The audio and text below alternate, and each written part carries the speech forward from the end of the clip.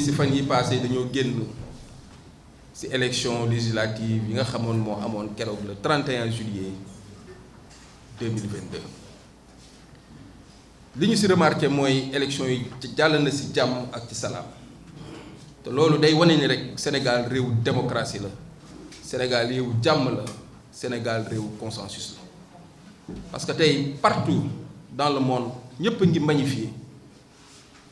organisation bi nga xamante ni def nañ ko élection yi mu dérouler dans la transparence mais également dans la cohésion donc di wax ni rek Sénégal ñëpp xam nañ ni démocratie moo fi dox moo tax tey ku nekk jóg nga voté di ci jàmm ak ci salaam donc di wax ni rek citoyens yi nga xamante ni tey ñoom moom réew mi def nañ seen choix bi ñu def nag ñun dañ leen ci sant di leen ci gërëm ndax dañoo bokkoon ci benn coalition bu di wax coalition Benno Bokk Yaakaar yàlla def majorité bi Ceesuwaa yi voteel beneen liste boobu aussi ñu ngi leen di féliciter di leen ñaanal yàlla mission bi ñu teg ci ñoom yàlla nañ ko mottali pour intérêt Thiès wax ni tey képp koo xamante ni fal nañ ko pour nga nekk député je pense que da nga fa war a nekkal askan bi donc ñoom it ñu ngi leen di wax ni tey Thiessois yi leen jox confiance ñu ngi leen di wax bu ñu leen décevoir nañ leen fa teewal fa askanu Thiès di wax ni rek occasion la pour moi aussi ñu rendre hommage ñi nga xamante ni ñoo organiser élection yi administration bi en général mais également le ministère de l'Intérieur parce que coow li bari woon depuis le processus électoral mais à la fin gis nañ ni jàmm rek moo fi xew donc ñoom ñi nga xamante ni tey ñoo organiser élection yi sant nañ leen bu baax gërëm nañ leen donc nag ñëpp xam ne ni président Abdoulaye Dièye dafa amoon ay responsabilités yoo xamante ni amoon na ko ci élection législative yi ñu génn ma nekkoon plénipotentiaire au niveau de la commune de Thiès Est donc moo tax tey ma am responsabilité taxaw wax ak waa Thiès mais nag wax ak ñoom du dara lu dul sant leen gërëm leen ci esprit de sympathie et d'estime bi nga xamante ni am nañ ko ci man surtout nag ñi nga xamante ni ñoom laa doon àndal démb ak bërki démb ak tey ak ëllëg mooy les femmes et les jeunes du mouvement Siggi Jot sant leen ci taxawaay bi sant leen ci engagement bi nga xamante ni am nañ ko pour relever encore des défis parce que défis yi dafa nekk suñu kanam donc comme ni ma koy waxee rek je ne renoncerai jamais devant mes engagements parce que li ñuy dox di ko wax di ko jëf intérêt Thiès moom moo tax donc tey malgré li fi xew yëpp jàpp naa ni Thiessois yi def nañ ñu confiance ba léegi nii man de Ablaye Dièye jàpp naa ni Thiès aw ma fi barrière te tey li xew ci élection yi xam na ni am nañ ci man cofeel am nañ ci man yëg-yëg pour ñu continuer à travailler pour l'intérêt exclusif des populations de Thiès moo tax tey ma ni sama wax fii mooy sant waa Thiès gërëm leen remercier leen bu baax a baax comme ni ñu ko waxee dañ demoon ci élection bokk kook une coalition mais jàpp naa ni ñépp ñi nga xamante ni bokkoon nañu ci coalition Benno Bokk Yaakaar ngay leader ngay responsable ngay militant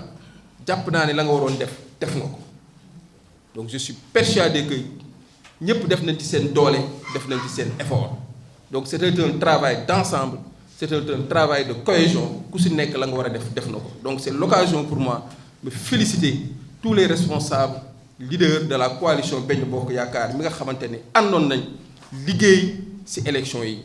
ba tey ñu mën a am résultat yi nga xamante ni jàpp nañ ni du liñ doon xaar ci askan bi mais nag comme li ñuy wax le peuple est souverain askan bi kenn du naatable seeni décision li ñu xalaat ba wax rek loolu moo am donc tey vraiment mais ñëpp ñi nga xamante ni bokkoon nañ ci coalition bi man mi nga xamante ni maa doon nekk ak ñoom suba ngoon guddeeg bëccëg ngay leader ngay investir ngay responsable gis naa ni def nga ci sa doole te li ma gën a jàpp ci sunu coalition bi mooy amul parparloo gisuma ko ci gisuma ci xiiroo gisuma ci ŋaayo donc les parties prenantes ci bokk ñépp coalition Benno Bokk Yaakaar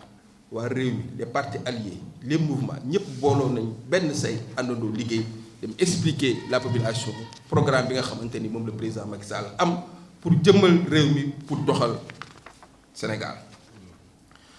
wax ne nag actuellement li tax ñu jóg di wax mooy dañu war a jëf ngir suñu réew dama naan en politique boo agirul da ngay subir man sama responsabilité mooy agir pour l'intérêt des populations def ci fan yu néew dina war a am la redistribution des cartes ndax ñépp xam nañ ni lii xew ci fan yi Thiès waru ci des gannaaw bien vrai que Thiessois yi choisir nañ ñeneen mais jàpp naa ne ñi nga xamante ne tey ñoo fi nekkal la coalition Benno Bokk Yaakaar président Macky Sall war na leen bàyyi xel. Thiès dafa jëm ci ay yeneen redistribution des cartes wax naa ko donc tey inéluctablement mooy dafa war a am un rajeunissement de la classe politique à Thiès ndaw ñi nga xamante ni am nañ taxawaay am nañ gis-gis am nañ vision jege nañ askan wi am nañ yërmande ci askan bi donc je pense que ne tey ñooñu dañ leen war a jox ay responsabilités pour ñu mën a continuer di taxawu askan bi donc si foofu la ñuy wax ni ñu ngi ñaan le président Macky Sall mu bañ a fàtte Thiès parce que xam nañ ni moom li ko ñor mooy du rek ay élections mais la nouvelle génération bi nga xamante ni ñoo nekk ci dëkk bi am ay compétences am ay mën-mën am xam-xam la war a dénk ay responsabilités ñu ngi koy ñaan vraiment Thiès bañ ci des gannaaw. ku xam président Abdoulaye Dièye xam nga il n'est jamais demandeur lu ma ñor mooy le développement de Thiès on appelle à la responsabilité au président Macky Sall bu bàyyi xel Thiès bàyyi problème infrastructure Thiès bàyyi liggéey ndaw ñi mais également bàyyi xel la formation et le financement des femmes ndax ñun loolu rek mooy suñu yitte moo tax ñu jóg di def politique donc nag Thiès doit pas être Thiès mënul des gannaaw donc loolu vraiment ñu ngi siy ñaan le président Macky Sall si fan yii ñu jëm mu bàyyi xel Thiès bu baax a baax si taxawaay bi nga xamante ni am nañ ko derrière sa modeste personne.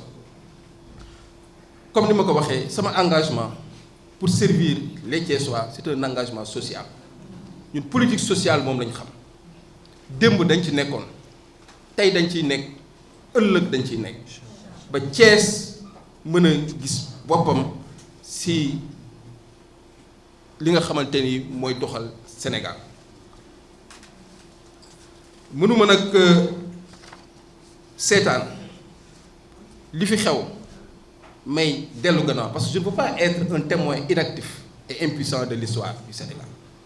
donc tey may wax ni yéen ñi nga xamante ni yéen laa àndal continuer leen di am confiance ci man mais également di am confiance ci fa nga xamante ni fa laa bokk moo tax je vous le dis aujourd'hui je renouvelle ma confiance au président Macky Sall et vous dire que je serai toujours